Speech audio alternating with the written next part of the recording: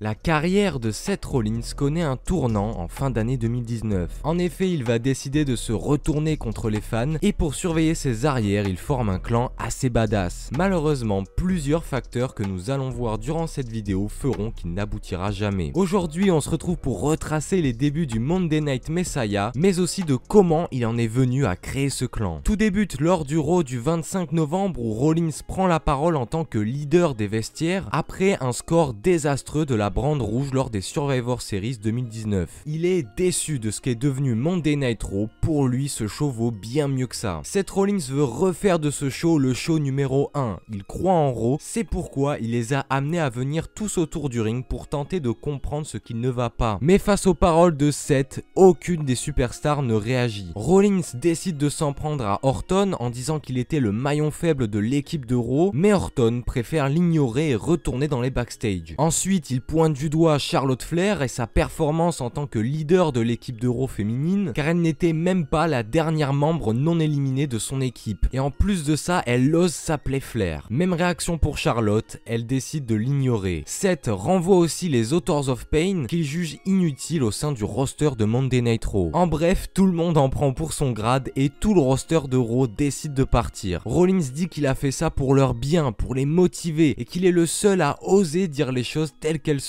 Au même moment où il prononce ces paroles, un certain Kevin Owens débarque dans son dos. Seth lui dit qu'il adore ce lieu, qu'il aime ce business et qu'il veut à tout prix que ce show soit le meilleur. Et donc tout ce qu'il a pu dire avant, ce n'est pas en rapport avec lui. Seth poursuit en reprochant à Kevin Owens de prendre sa place, de vouloir être lui, mais qu'il ne le sera jamais. Le Canadien en a assez entendu et lui inflige un énorme stunner. Juste après ce choc, Rollins révèle en interview qu'il essayait simplement de faire les bonnes choses, de les aider, mais si Owens ne veut pas l'écouter, alors il va lui montrer d'une manière plus violente dans le ring ce soir. Les deux lutteurs se retrouvent alors dans le main event pour régler leur compte, et c'est après une dizaine de minutes de combat que Kevin Owens parvient à porter son stunner sur Rollins, mais lorsqu'il allait s'apprêter à faire le tomber, les Authors of Pain arrivent en costard pour littéralement détruire Kevin Owens en le balançant plusieurs fois dans le poteau. Les deux hommes ne sont pas des inconnus au sein de la compagnie de Stamford, car ils avaient longtemps dominé la division par équipe de NXT en étant durant une période les champions. Cependant, depuis leur arrivée au main roster, c'est le calme plat. Ils se retrouvent alors face à Rollins qui est prêt à les combattre. Les Authors of Pain décident de partir en coulisses. Comme si les mots qu'avait prononcés plus tôt Seth Rollins auraient heurté leur sensibilité et qu'ils souhaitaient se reprendre en main à Raw. Et juste après qu'ils soient partis, Seth Rollins montre des premiers signes de son turn imminent en infligeant coup sur coup 2 curb stomp à Kevin Owens pour clôturer cet épisode de Raw. La semaine suivante, au début du show, on voit débarquer Akam et Rezar dans une camionnette noire. Ils se font immédiatement interviewer par Charly Caruso qui leur demande de se justifier au sujet de leurs actions la semaine passée. Mais les deux hommes répondent respectivement dans leur langue natale, l'albanais et l'hindi. Dans tous les cas, les AOP ne souhaitent pas se prononcer pour le moment et s'en vont. Laissant alors Charly Caruso totalement...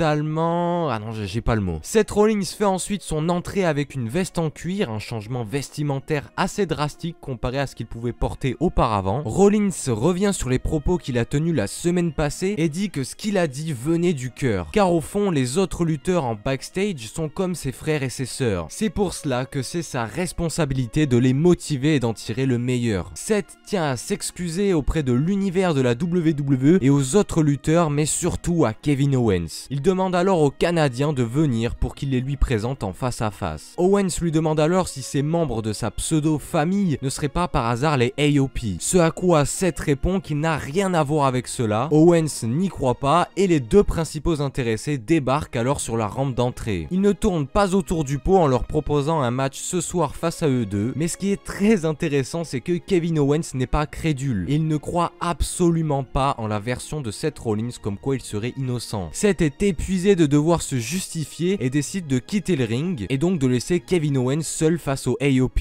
D'ailleurs, étonnamment, sur le chemin vers les coulisses, les deux colosses le laissent passer sans broncher. Seth Rollins dit qu'il a essayé de l'aider, mais c'est lui qui ne voulait pas de son aide. En réalité, peu importe qu'il soit le méchant ou le gentil, ça sera toujours de sa faute. Il finit par dire que tout le monde a la critique facile, mais que tout le monde n'a pas ce qu'il faut pour être un leader. Lors de l'épisode du 9 décembre de Raw, Owens se met à faire une chasse aux Authors of Pain dans les coulisses de l'arène pour se venger. Il est persuadé qu'ils sont bel et bien sous les ordres de Seth Rollins. Car au final, Rollins parlait d'être un leader et Owens a été le seul à se rebeller face à lui. Quelques minutes plus tard, Seth Rollins débarque après un combat opposant les Street Profits aux Viking Riders. Il tient à dire qu'il a des choses à régler avec les AOP et qu'il est prêt à les combattre tout de suite. C'est finalement Kevin Owens qui débarque et qui lui demande quand est-ce qu'ils seront là pour que comme ça, tous les trois, ils pourront enfin l'attaquer. Leur discussion est alors interrompue par une vidéo qui est diffusée sur l'écran géant, montrant Akam et Rezar descendre d'une camionnette noire et se diriger vers l'arène. Cependant, Kevin Owens n'est toujours pas convaincu par ses mensonges. Seth en a assez de se justifier et quitte l'arène. Le Canadien attend les AOP dans le ring, mais ils répondent depuis l'écran géant dans leur langue natale, donc impossible de savoir ce qu'ils vont faire. Plus tard, durant le même show, Owens parvient jusqu'à cette fameuse camionnette et il la détruit à l'aide d'une barre en fer donnée par Rey Mysterio plus tôt. Il ouvre alors les portes de derrière et aperçoit une personne de dos, sauf que les AOP surgissent dans son dos pour l'attaquer violemment. La personne qui se trouvait alors dans le van se révèle être, et ce depuis le début, Seth Rollins. Pour encore plus marquer ce moment choquant, il inflige un énorme curb stomp sur Owens à même le sol. Rollins se prononce alors juste après les événements et demande au public qu'est-ce qu'il voulait finalement de lui. Car pourtant, ils marchaient ensemble autrefois, mais depuis un certain moment, quelque chose s'est passé. Et il a cherché à comprendre pourquoi il y a eu cette césure entre lui et le public, alors qu'au final, il a tout fait bien. Il a combattu avec des blessures, il ne prend pas de repos, il se bat chaque soir pour les divertir, et qu'est-ce qu'il a eu en retour? Rien. On lui crache à la figure, et ça, il en a assez. Seth révèle que lorsqu'il disait qu'il n'avait rien à faire avec les Authors of Pain, eh bien c'était vrai, mais non. À la place, ils ont préféré croire Kevin Owens. Qu'est-ce qu'il leur faut de plus? Il a battu 2 fois Lesnar et a ramené le titre universel pour eux à Raw, mais ce n'était toujours pas suffisant. Rollins annonce qu'en effet, cette fiction qu'ils avaient de le voir basculer du mauvais côté devient bel et bien réalité. Il termine alors en annonçant qu'il se tient désormais avec les Authors of Pain. La semaine suivante, lors de Raw, Seth Rollins ouvre le show en prenant une nouvelle fois le micro. Il introduit 2 hommes qui ont décidé de vivre du bon côté, Akam et Rezar. Seth a toujours été considéré comme le futur de la WWE. Quand il a débuté à NXT, on disait de lui qu'il était le futur. Quand il est arrivé à Raw, tout le monde disait qu'il était le futur. Il a fait 2 fois l'impensable en battant Lesnar. Tout le monde parlait alors de lui comme le futur. Mais d'un coup, tout a changé. Les gens ont commencé à se questionner sur son rôle de leader, comme s'il avait fait quelque chose de mauvais. Être un bon leader selon lui, c'est faire des choix pour progresser, pas forcément pour faire plaisir aux gens. Et le cas de Kevin Owens n'est qu'un exemple. Rollins s'autoproclame comme un visionnaire. Il sera celui qui va diriger cette brand durant la décennie à venir, qu'on le veuille ou non. Et s'ils ne sont pas d'accord, les Authors of Pain feront en sorte d'imposer sa volonté. Il termine son discours en disant que ce soir, en tant que leader, il va prendre une décision que tout le monde ne va pas apprécier et qu'il s'en excuse d'avance. Et en effet, plus tard durant le show, les Authors of Pain et Seth Rollins s'attaquent à Rey Mysterio, le même Mysterio qui avait fourni cette barre de fer à Kevin Owens la semaine passée. Mais Seth les interrompt et se dit être un leader avec beaucoup d'empathie. C'est pourquoi il refuse contre toute attente à le blesser plus gravement. Enfin ça, c'est ce qu'il disait avant de faire demi-tour et de lui porter un curb stomp. Au moins ça a le mérite d'être clair, c'est Seth Rollins qui dirige Raw et les autres lutteurs n'ont pas intérêt à s'opposer à ses choix. Lors de l'épisode de Raw du 23 décembre, Seth Rollins et ses partenaires attaquent Kevin Owens après que le Canadien ait refusé de le pardonner pour ce qu'il lui a fait. Le leader de Raw finit par une nouvelle fois porter son curb stomp sur lui. Rollins challenge le soir même Rey Mysterio pour son titre des États-Unis dans le main event. Cependant, lorsque le Mexicain inflige son 619, cela ne plaît pas au AOP qui décide de le pousser de la 3e corde à l'extérieur du ring pour causer une disqualification. Il traîne Mysterio jusqu'à la table des commentateurs pour en terminer avec lui, mais Samoa Joe, commentateur à l'époque, refuse de bouger. Rollins calme tout le monde avant de se retourner et de souffler aux Authors of Pain finish him. Akam et Rezar mettent à terre Samoa Joe et ils le font passer à travers la table des commentateurs. La semaine suivante, Kevin Owens réclame des comptes au pseudo leader de Raw. Rollins lui dit qu'il a été forcé à devenir comme il est à cause des personnes comme lui qui pensent savoir mieux que tout le monde. Cette position dans laquelle il est, c'est son sacrifice. Il se sacrifie pour être le leader, le messie, l'élu et pour emmener cette industrie dans la prochaine décennie. C'est ainsi la première fois que Seth Rollins évoque le terme de messie et Kevin Owens ne lui a laissé aucun choix que de lui imposer sa volonté. Akam et Rezar commencent à frapper le Canadien, mais Samoa Joe débarque et fait son retour dans le ring. Cela devient un vrai champ de bataille qui se terminera par l'intervention de la sécurité. Monday. Il faut attendre l'épisode suivant de Raw pour que la faction de Rollins affronte Kevin Owens, Samoa Joe et leur partenaire mystère, le Big Show. Le combat est évidemment très centré sur le Big Show qui fait son grand retour dans le ring depuis quelques temps. Alors que le géant était sur le point d'infliger un double chokeslam sur les AOP, Seth Rollins sent le vent tourner et donne un violent coup de chaise au géant pour causer une disqualification. Une décision qu'il paiera quelques minutes plus tard en subissant un KO punch par le Big Show. Lors de l'épisode du 13 janvier, une vignette est diffusée durant laquelle Rollins rappelle qu'il a tout sacrifié pour que cette destinée qui est sa vision reste intacte. Il faut alors montrer ce soir ce qu'il se passe lorsqu'on ne suit pas la vision du Monday Night Messiah. En effet, les 6 hommes s'affrontent dans le main event de Raw dans le tout premier Fist Fight match à la WWE. Les règles sont simples, pour remporter le combat, il faut que l'arbitre juge qu'une équipe ne pourra plus poursuivre le match. L'affrontement part dans tous les sens très rapidement. Kevin Owens et Samoa Joe se débarrassent des Authors of Pain, mais lorsque Big Show envoie Rollins à l'extérieur du ring, Buddy Murphy est assis et regarde leur combat. Seth lui propose alors de les rejoindre et re-rentre dans le ring. Le Big Show lui porte un chokeslam et au moment de porter son KO punch, Buddy Murphy lui met un célèbre coup dans les baloches. Avec l'aide de Rollins, ils envoient le géant à travers la table postée dans le coin. De l'autre côté, Akam et Reza reprennent leurs esprits et font passer à travers la table des commentateurs Owens et Joe simultanément. Les AOP continuent et infligent une powerbomb au Big Show depuis la 3e corde. Le plus dur est fait pour le Monday Night Messiah qui n'a plus qu'à porter son curb stomp pour remporter ce match. Son clan paraît alors plus fort que jamais avec un nouveau membre dans ses rangs. Qui plus est, Buddy Murphy, un excellent catcheur qui a fait ses marques à la WWE dans la division Cruiserweight. L'Australien trouve sans doute du réconfort auprès de celui qui s'autoproclame comme le Messie de Monday Night Raw. La semaine suivante, il ouvre cet épisode de Raw en prenant la parole au sujet de sa nouvelle recrue. Il débute par dire qu'il est devenu le Monday Night Messiah grâce à l'univers de la WWE et pour ça, il est pour toujours reconnaissant. Il doit remercier Murphy qui a saisi son destin, il était courageux, il s'est levé et maintenant, il est désormais du bon côté de l'histoire en le rejoignant. Buddy Murphy est officiellement un nouveau disciple de Seth Rollins. Le Monday Night Messiah poursuit son speech mais se fait de nouveau interrompre par ses détracteurs de la semaine passée. Ils n'en ont toujours pas assez et veulent en découdre. Sauf qu'ils ramènent avec eux d'autres lutteurs qui souhaitent eux aussi se battre, les champions par équipe de Raw, les Viking Riders.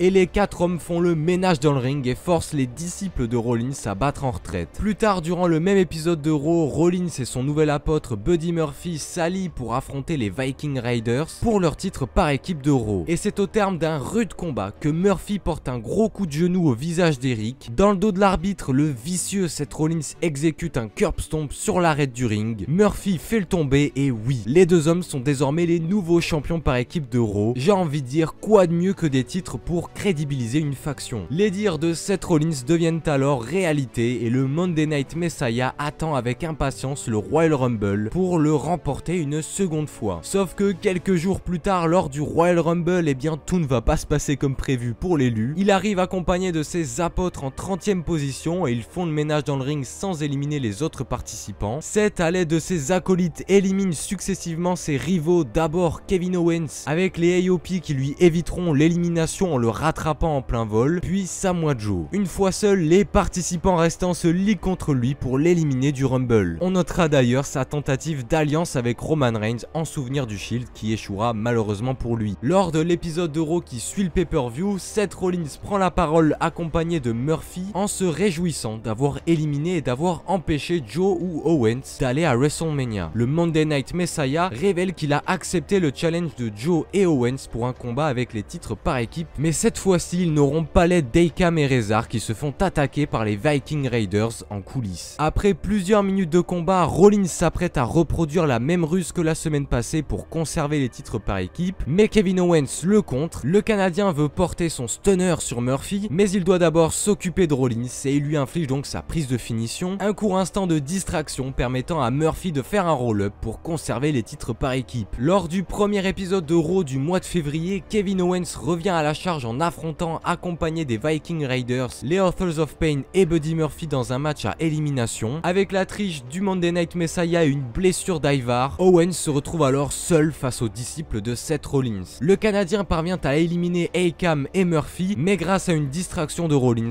Reza porte 2 puissants Spinebusters pour remporter le combat et asseoir une fois de plus leur domination. Seth participe le soir même à un match triple menace face à Lashley et Ricochet pour pour avoir une opportunité au titre mondial de Brock Lesnar à Super Showdown. Étant donné que le combat est sans disqualification, Seth ne se gêne pas pour appeler ses disciples à la rescousse, mais Kevin Owens et Eric vont leur barrer la route à coups de chaise. Le Monday Night Messiah ne fait pas long feu sans ses partenaires et c'est sous la surprise générale que Ricochet l'emporte avec son 630 sur Lashley. La semaine suivante, ils remettent ça cette fois-ci dans un 4 contre 4 avec le retour de Samoa Joe. Une fois de plus, les détracteurs de Rollins se font avoir par sa ruse. Lorsque Joe porte son cocky knuckle sur Murphy, Rezar tente d'intervenir mais l'arbitre s'occupe de le repousser du ring. Le moment rêvé pour le Monday Night Messiah d'infliger son curb stomp pour remporter encore une fois son combat. Seth Rollins est contraint de continuer d'affronter Kevin Owens qui refuse de croire en sa vision. Il interviendra à la fin du combat entre les Viking Raiders et Kevin Owens contre les AOP et Murphy. Juste après un stunner du Canadien, il débarque et casse le tombé. La semaine suivante, il est encore plus fourbe en plaçant un de ses adeptes en tant qu'arbitre dans le match entre Owens et Orton. Ou alors peut-être que le mec s'est juste fait un kiff et qu'il a acheté le t-shirt de Rollins sur le shop de la WWE. Le Canadien rétorque à cela en envoyant son disciple à travers une table. Ensuite, lors de l'épisode du 2 mars de Raw, Murphy et Rollins défendent leur titre par équipe face aux Street Profits. Akam et Rezar viennent les aider, mais l'arbitre leur ordonne de partir et de retourner en coulisses. Une distraction parfaite pour Owens qui porte son stunner dans le dos de l'arbitre sur le Monday Night Messiah. Montesford enchaîne avec son frog splash pour remporter les titres par équipe de Raw. Une désillusion pour son clan qui s'accompagne d'une seconde la semaine suivante. En effet, lors d'un 4 contre 4 entre les Viking Riders et les Street Profits face à Rollins et ses disciples, il semblerait que Rezar se soit déchiré le biceps et ça sera malheureusement la dernière fois qu'on le verra dans un ring de la WWE. En bref, à partir de ce combat, tout simplement son clan va être peu à peu décimé. Comme je l'ai dit précédemment, Rezar se blesse et les Authors of Pain ne réapparaîtront plus et ils seront libérés de leur contrat en septembre 2020. Pendant ce temps-là, Seth Rollins se retrouvera seul avec Murphy et affrontera Kevin Owens à WrestleMania 36 dans un combat qui deviendra sans disqualification. Un excellent match malgré le contexte avec un super trash talking entre les deux lutteurs. Owens sera le plus audacieux des deux en portant une senton depuis le logo de WrestleMania sur la table des commentateurs. Il capitalise sur son avantage et inflige son stunner pour remporter le match. Un affrontement qui clôt plus de 5 mois de rivalité entre Owens et Rollins. Le Monday Night Messiah recrutera dans ses rangs pendant une courte période le prometteur Austin Theory, mais finalement son disciple qui lui était fidèle depuis plusieurs mois, Buddy Murphy, décide de se retourner contre lui pour protéger sa bien-aimée Aliyah, la fille de Rey Mysterio. Seth Rollins se retrouve alors une nouvelle fois seul et doit désormais se mettre en quête de nouveaux objectifs, et autant vous dire qu'il ne chômera pas puisqu'il nous offrira d'incroyables combats l'année suivante. En résumé, ce clan était fait sur mesure pour Seth Rollins. Lui qui avait déjà l'expérience d'être un leader de faction a su prouver une nouvelle fois qu'il savait mettre en valeur ses acolytes. Les Authors of Pain étaient parfaits dans leur rôle de brute et Buddy Murphy pouvait avoir bien plus de temps d'antenne, ce qui était vraiment génial pour un catcheur aussi bon. Malheureusement, sa rivalité avec Owens était peut-être un peu trop longue, après ça ne reste que mon avis évidemment, mais surtout le clan ne sera pas aidé par la crise sanitaire et la blessure d'un des deux membres des Authors of Pain, et puis surtout ce clan sera l'occasion pour Seth Rollins de développer le personnage du Monday Night Messiah qu'il interprétait à merveille. Cependant, on ne saura jamais comment la faction aurait pu évoluer en fonction des différents adversaires qu'ils auraient pu avoir, ou même imaginer simplement un Seth Rollins champion du monde avec les colosses qu'il avait derrière lui. Ça aurait vraiment pu rendre super bien. D'ailleurs, pour l'anecdote, lors du Raw du 9 mars, Murphy et Rollins tenteront de recruter Aleister Black, qui refusera la proposition. Alors même s'ils étaient déjà beaucoup pour une faction, imaginez un peu les dégâts possibles en ajoutant Aleister. Dans tous les cas, on n'aura jamais le fin mot de cette histoire. La seule chose qu'il nous reste à propos de ce qu'aurait pu devenir ce clan, c'est notre imagination.